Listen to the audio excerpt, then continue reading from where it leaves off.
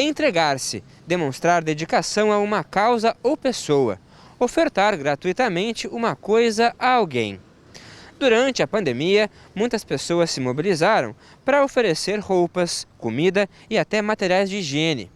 Mas e quando falamos sobre órgãos? Será que compreendemos efetivamente como funciona esse tipo de doação?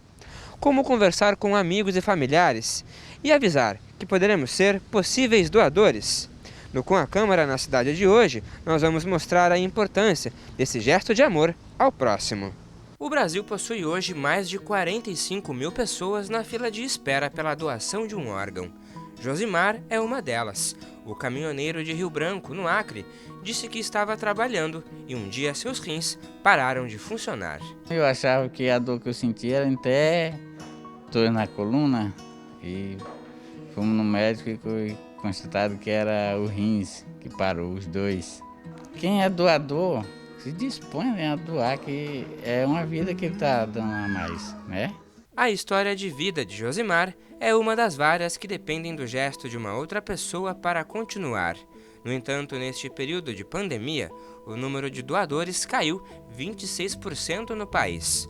O Rio Grande do Sul, que já foi o segundo estado com mais doações, hoje está na 8ª posição. Atualmente, cerca de 2.200 pessoas aguardam por algum órgão no estado.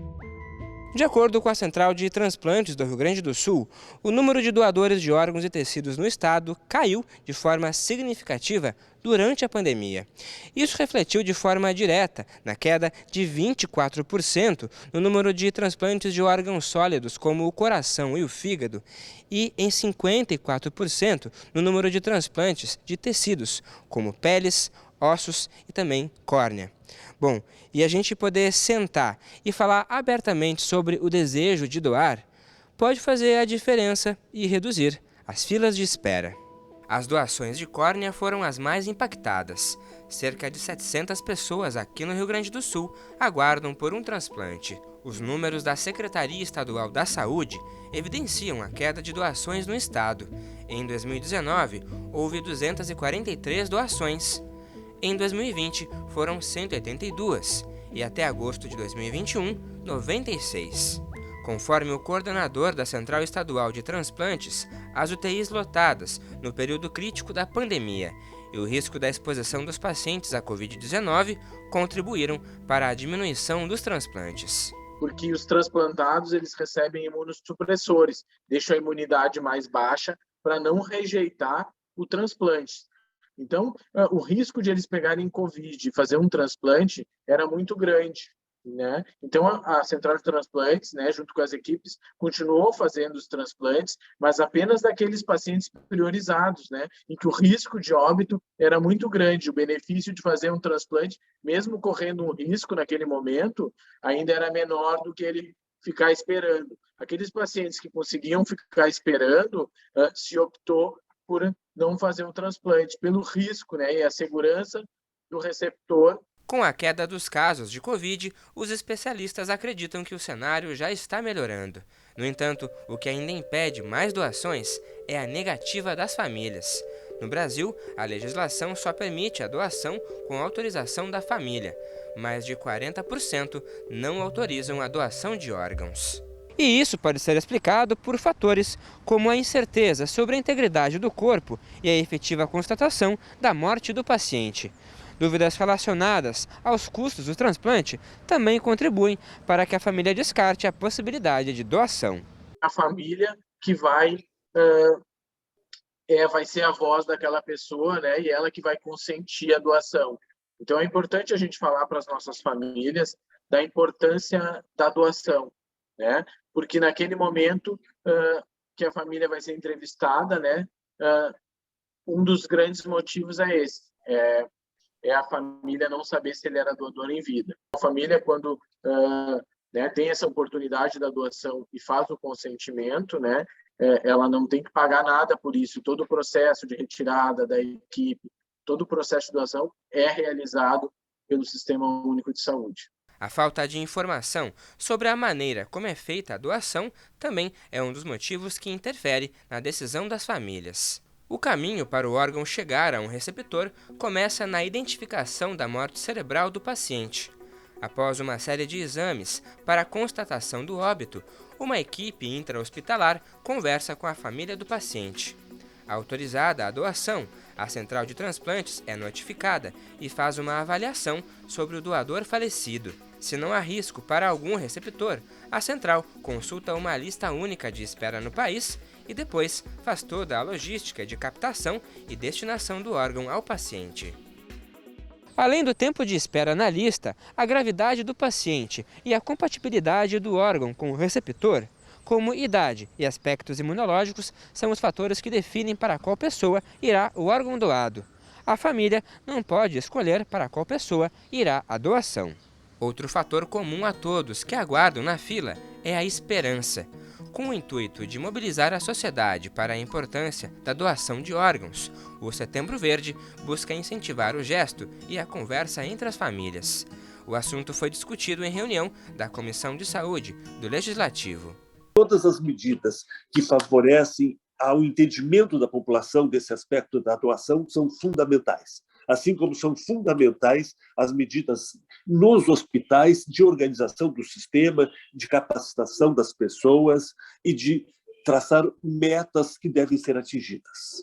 Então, se nós temos aqui no Rio Grande do Sul 16 doadores por milhão, nós temos que aumentar em 10%, chegar a 18%, chegar a 20%, chegar a próximo de Paraná e Santa Catarina, que já estão com 40% quase. Uma formação mais especializada das equipes hospitalares que realizam a entrevista com os familiares foi um dos caminhos apontados no encontro.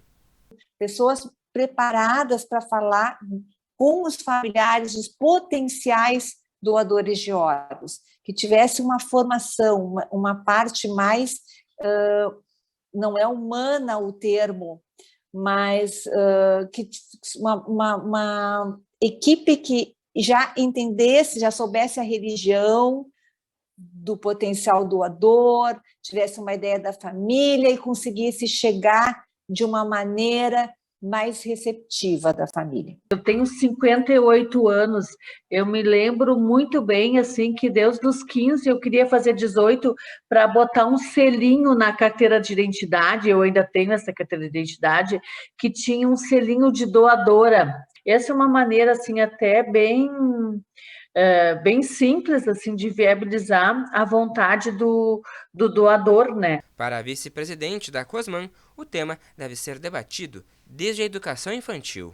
Tudo começa quando se é pequeno, se aprende quando é pequeno a separar a tampinha e entender a importância disso no meio ambiente, se aprende a tantas coisas, né, importantes para a nossa vida. Então, que a gente pudesse fazer uma indicação para o município, que ele trouxesse essa pauta para a educação infantil, para as crianças, de forma lúdica, de forma mais alternativa, para que as crianças, desde pequenas, entendessem a importância de ser um doador de órgãos. Em consenso, todos garantem que a informação é uma das melhores estratégias para aumentar o número de doadores de órgãos. Algumas iniciativas aqui do Legislativo podem contribuir para a conscientização das famílias. No final de setembro, a Câmara aprovou o projeto de lei do Legislativo que institui o Programa de Ensino e Conscientização sobre Doação e Transplante de Órgãos e Tecidos no currículo escolar das redes pública e privada de ensino do município de Porto Alegre. De autoria do então vereador Cássio Trogildo, do PTB, a proposta foi desarquivada pelo vereador Giovanni Bill, do mesmo partido. Nós precisamos quebrar alguns tabus e nada mais importante do que nós começar essa consciência na adolescência, na formação do cidadão, que está lá no ensino fundamental, que está no ensino médio. Então esse projeto ele institui, né, um programa de conscientização nas escolas da rede pública e da rede privada aqui de Porto Alegre, para nós formar cidadãos para o futuro, consciente de que um doador pode salvar até 8 vidas e nós estarmos no futuro salvando muitas vidas aqui no nosso estado. Essas informações têm que vir desde a pequena infância, da primeira infância, desde os pequenos e ir avançando, né, para que a gente fique falando isso o tempo inteiro. Isso tem que ser o tempo inteiro reforçado, a gente tem que estar dialogando de forma aberta. A morte talvez seja a única certeza que nós temos em vida, né? Ninguém tem mais certeza de nada, mas que morrer todo mundo sabe que vai morrer. Então faz parte, né? A gente tem que dialogar sobre isso, falar sobre a morte, falar sobre a doação de órgãos, porque a doação de órgãos é vida. Outro projeto de lei aprovado no Legislativo prevê a inserção de mensagens de incentivo à doação de sangue e órgãos nas correspondências emitidas pelas concessionárias de serviços públicos municipais de Porto Alegre. A matéria é de autoria do vereador José Freitas, do Republicanos. E juntamente com a conscientização, também é preciso que as pessoas que aguardam por um transplante sejam acolhidas e tenham condições dignas de saúde e conforto.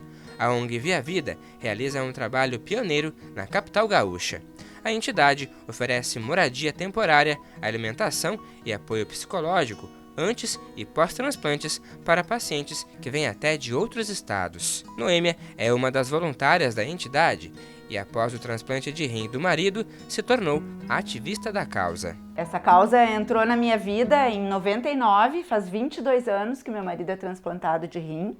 E num momento de muita dificuldade, de luto, uma família disse sim para a doação de órgãos. Meu marido recebeu um rim e ele está muito bem, ele se cuida muito, toma medicação, tem uma vida normal, trabalha. E essa é a causa da minha vida, né? Devolver para a sociedade as bênçãos que a minha família teve com essa doação de órgãos, né?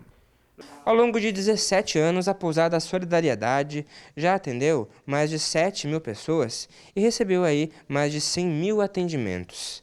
Mas com o local de hospedagem, o espaço é uma oportunidade para manter a mente saudável e ocupada diante a angústia da espera por um órgão que não tem hora para chegar. Gabriela veio de Macapá pela segunda vez para um transplante de rim. Após nascer com insuficiência renal crônica, com apenas 7 anos, a jovem conseguiu a doação, mas o organismo rejeitou os órgãos. Hoje, com 19 anos, Gabriela mais uma vez espera um doador. Retornei agora, está com um mês, para tentar um segundo transplante. E estou na hemodiálise faz 3 anos. E estou aí, na fila, só que são muita gente, né? Para rim, são mais de 900 pessoas para transplante. Então a fila está grande e veio tentar uma segunda chance aqui. Porque no Amapá, onde eu moro, não tem. E teve que largar tudo para tentar agora. Dessa vez, quem veio acompanhar Gabriela foi sua irmã. Longe dos filhos, Nayane acredita que logo poderá voltar para casa. Tenha mais compaixão, né? Que pense no lado do próximo. Que às vezes não é só a gente que precisa, às vezes a pessoa mesmo pode precisar. A gente não sabe o dia da manhã. Hoje é nós, quem sabe um dia pode ser eles também, entende? Então eu peço, quem puder doar, doe, avise seus familiares e doe. A esperança também motiva o caminhoneiro Josimar, que a gente conheceu lá no início da reportagem. Ele e a esposa Maria Ochilene fazem da fé o remédio para lidar com a saudade da família. É a fé que me segura, ela que me trouxe até aqui. A fé de Deus e a esperança que eu tenho de encontrar esse rim aqui e ficar bom, se Deus quiser. Quantas pessoas estão na fila esperando um órgão? E quantas pessoas são egoístas de dizer, não, eu não permito, porque vai deixar... Uma amiga minha disse, eu não sou doadora porque nem permito a minha família, porque vai enterrar todo despedaçado. Não é isso. Eu falei, se um dia você precisar, você gostaria de receber? Sim, eu digo, pois é, aí que tá. Entendeu? Então é isso, gente. A gente ser doador é um privilégio. A gente saber que tem alguém precisando e você poder doar, salvar uma vida, dar vida a outra pessoa, é mais privilégio ainda.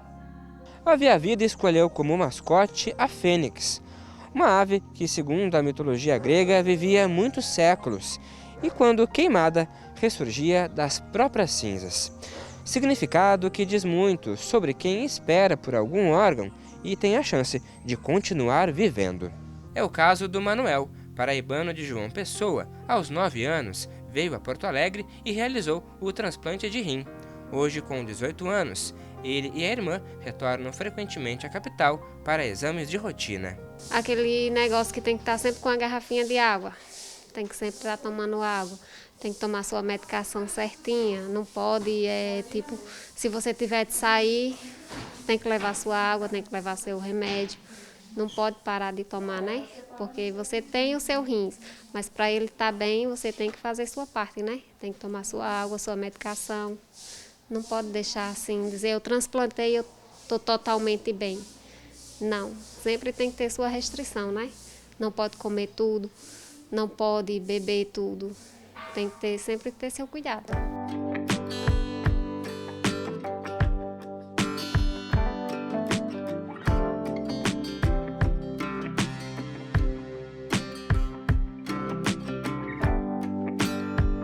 E quando o transplante permite uma vida nova, não há limites para a superação. Liege Galtério é exemplo disso. A educadora física foi diagnosticada com fibrose pulmonar e precisou de um transplante. Após a cirurgia, começou a competir nos Jogos para Transplantados e, em 2017, se tornou bicampeã mundial nos 100 metros rasos de atletismo. Neste ano, Liege completou 10 anos como transplantada de pulmão. É muito emocionante, assim, porque quando eu estava em lista, né, uma das coisas assim que a gente fica curioso é de saber da vida pós-transplante, né? E eu lembro que eu ia pesquisar no Google e a sobrevida média de transplante pulmonar era 5 anos, que as pesquisas mostravam, né? Então, ver agora que é possível chegar aos 10 e ultrapassar, né? E tendo qualidade de vida e realizando várias coisas novas e podendo contribuir para a causa também, é muito gratificante, sabe? E ver que as coisas evoluem e que a gente pode ter saúde e passar isso adiante, né? Essa ideia de que é possível ser saudável e que o transplantado não é alguém que está sempre doente, que está sempre internando. A gente pode fazer esporte, a gente pode ter uma vida plena. Conversar sobre doação de órgãos não precisa ser algo triste. É possível falar de forma leve e descontraída. A partir das suas histórias pessoais, os músicos King Jim, Bebeto Alves e Jimmy Joy uniram seus talentos, instrumentos e vozes e criaram o grupo Los Transplantados. Com a experiência de quem já esteve na fila de espera, as músicas conscientizam e nos convidam para a reflexão. Os meus olhos podem ter a tua visão, e no teu peito bater o meu coração. Alguém pode viver com o rim da Maria, e a medula de um outro salvar tua tia. Claro, tratando de uma maneira muito séria, passando as informações que são necessárias, mas também tendo humor para falar isso, né? Com isso, a gente criou uma campanha permanente, né, de doação de órgãos.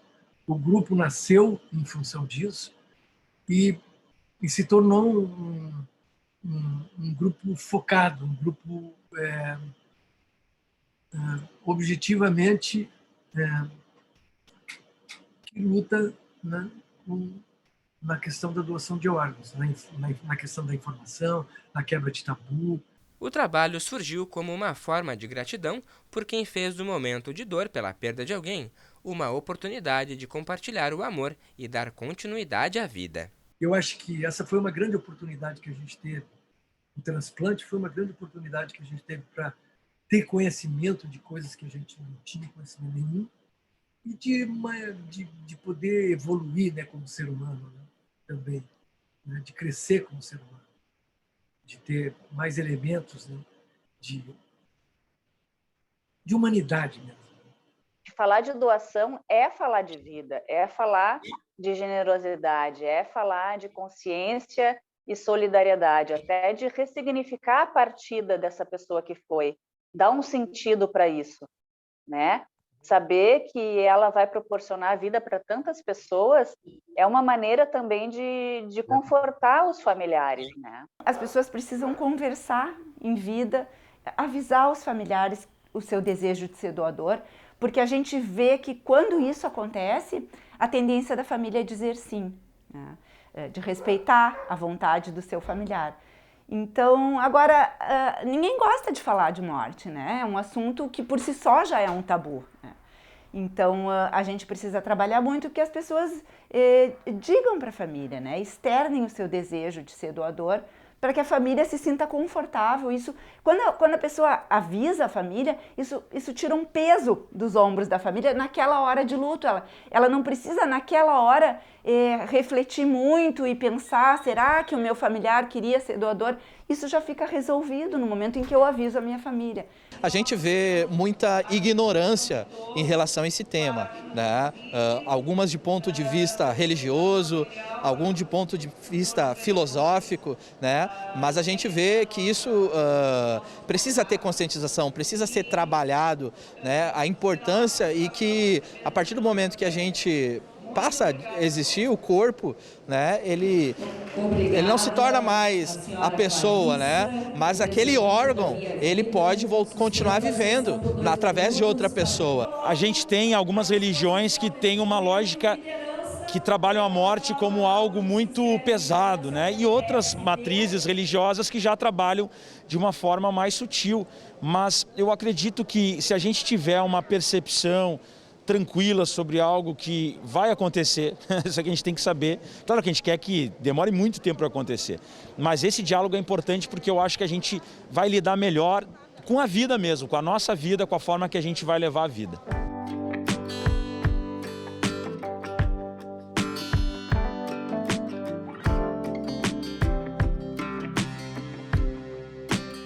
Eu já avisei a minha família que eu sou um doador de órgãos. E você? Converse sobre isso e busque informação. Acesse o site da Central de Transplantes do Rio Grande do Sul. E lembre-se, um doador de órgãos pode salvar até 20 vidas. A pessoa tem que se informar melhor, formar a família que pretende doar os órgãos, porque está salvando mais de uma vida, né? Está salvando no mínimo 8 vidas. Então uma pessoa conseguindo tirar 8 pessoas de uma fila já é bastante, né? Então, informe o familiar e seja um doador para salvar mais vidas.